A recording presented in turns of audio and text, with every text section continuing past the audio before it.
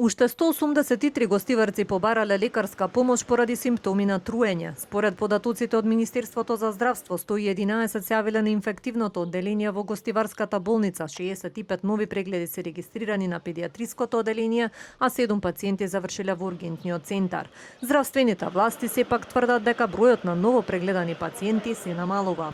Во текот на вчерашниот ден, вкупниот број пациенти прегледани во болницата е намален за 38%. Во споредба со 19.7.2026 година, кога во општата болница Гостивар беа регистрирани 289 прегледи, вчера се евидентирани вкупно 183 прегледи.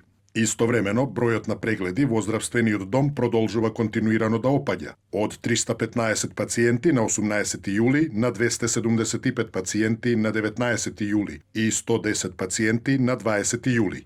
Резултатите од анализата на примероците на вода покажаа дека количината на колиформни бактерии е речиси 50 пати над дозволената граница и е целосно небезбедна за користење. Според микробиологот Пановски, случајот со Гостивар е без преседан и вакво загадување без да му претходело некаква тешка елементарна непогода, речиси да нема во светот. Истовремено во однос на третманот порачува дека здравствените власти мора да го откријат причинителот кај граѓаните со симптоми. За жал, после 8 дена ние не знаеме кој е причинителот на болест. Не е водата причинител, водата е преносител. Кај ковидот не беше воздухот причинител. Значи водата е загадена, меѓутоа не е таа причинител. Од тоа зависат и мерките кои ќе се преземат. Значи едно е дали е вирус, друга е бактерија. Тоа се однесува до понатамошните мерки. Какви последици остават бактериите или вирусите кои ќе пројдат симптоми? Има некои што не остават последици, има некои што може да пројдат во хроницитет, особено салмонела.